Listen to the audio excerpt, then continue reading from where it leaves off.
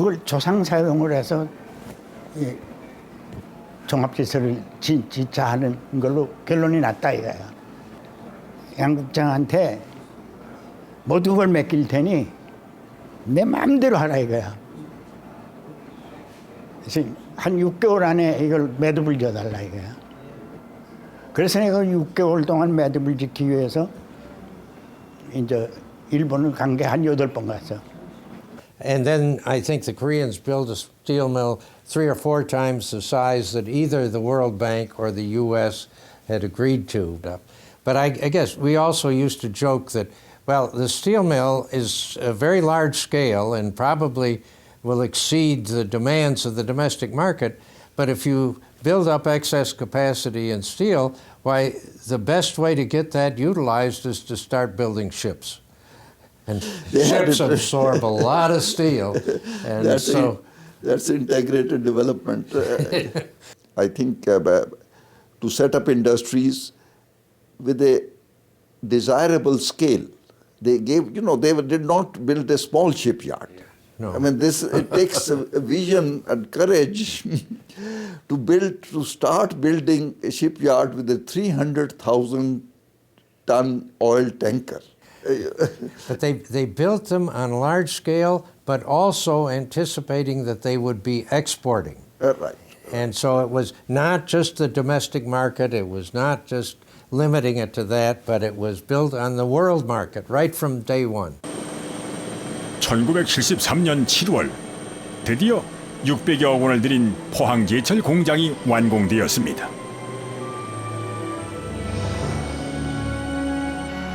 연간 생산량 103만 톤.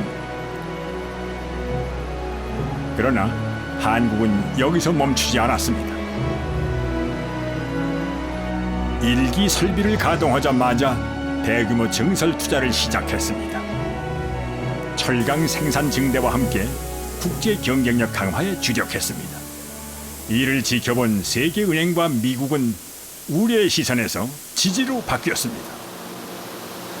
After the World Bank and the U.S. government withdrew their opposition, the Korean government moved ahead rapidly with Japanese technical assistance and financing to build a modern, highly efficient steel industry that undergirded the development of their construction and shipbuilding industry.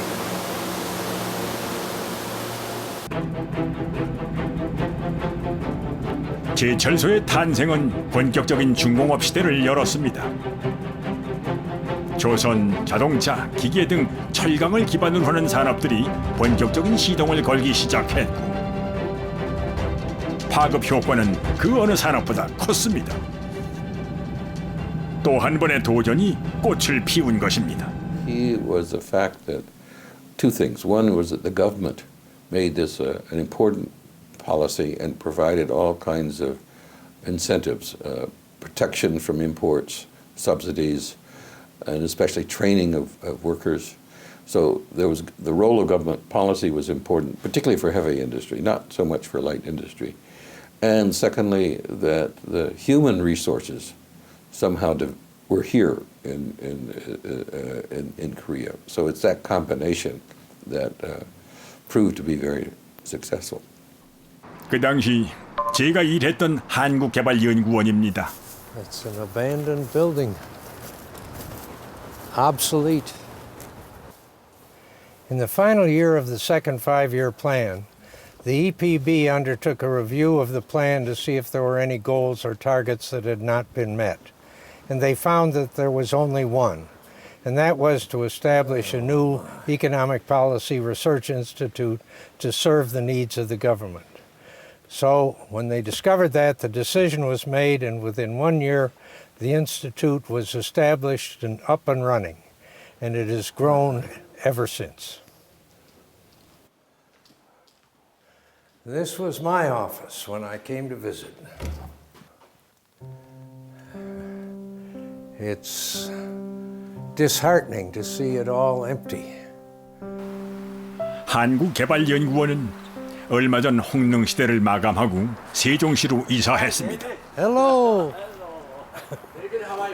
Good. Long time no see. A long time. time. Way See too you long. again. Nice to So see you glad to both. see you again, Yes. So what was your last visit to KDI? 3 years ago. 3 years ago? We came and gave a seminar on the origins of the KDI Oh, for I see, some I of the see. young people.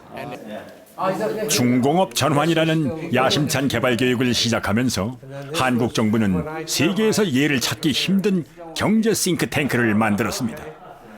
Here is a present table, big table here. Right. And here's a couch was here. Couch over there. There's a meeting table there. We should try to put together a list of how many distinguished economists or persons, Korean and foreign, have sat in this room. Yeah.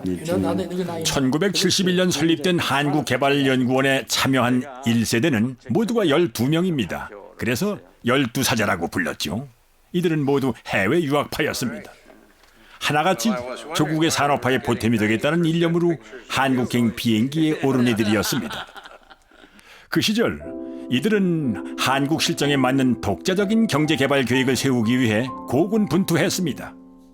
내 경우는 미국에 갈 때서부터 공부해가지고 한국의 경제 발전에 기여하기 위해서 난 갔어요. 난 개인적으로. 그래서 갈 때 배 타고 갔어요.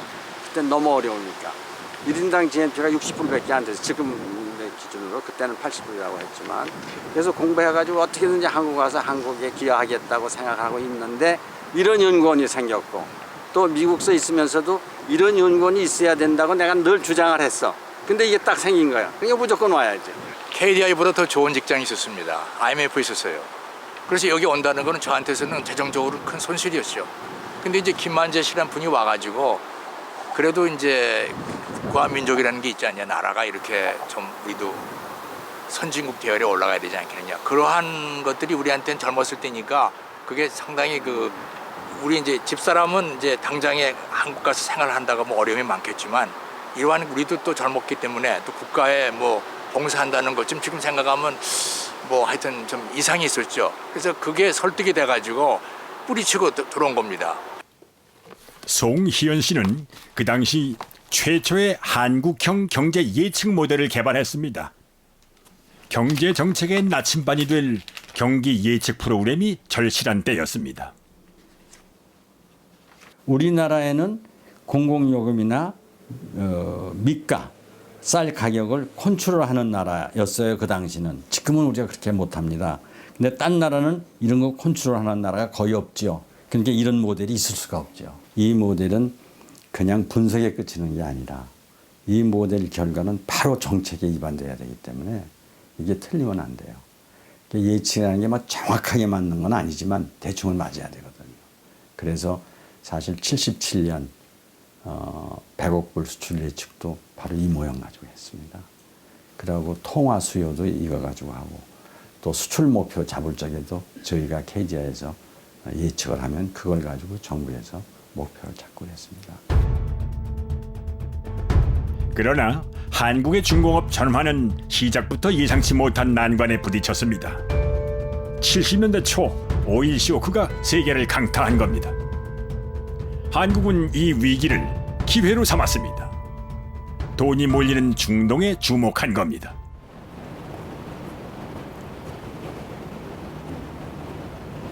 The oil crisis of 1973 seriously hit the countries of East Asia, mainly exporting textiles. Korea was among those countries. The way in which the countries dealt with that crisis was quite different, and the outcomes were very different.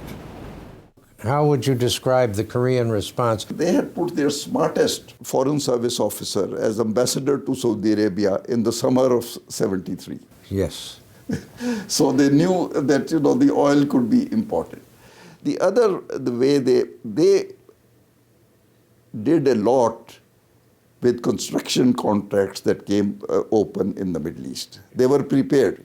They had low-cost projects, partly because they implemented them very well and very quickly, but partly because their construction industry was very efficient. So they were able to cash in on the Middle East boom in construction. 1970년대 중동 건설붐이 시작된 곳은 세계 최대 산유국인 사우디아라비아였습니다. 7, 80년대 중동에서 피땀 흘렸던 옛 사람 역군들이 다시 현장을 찾았습니다. 달라진 리야드를 보니 감회가 새롭습니다. 사우디가 리야드가 이렇게 변할 줄 누가 알았어요. 32년 전만 하더라도 이런 고층 빌딩 자체가 내가 기억하기로는 15층 이상 고층 빌딩 거의 없습니다. 이렇게 척박한 땅에 이런 큰 거대한 도시를 만들어 놨다는 그 자체가 경이로운 일이죠, 사실은.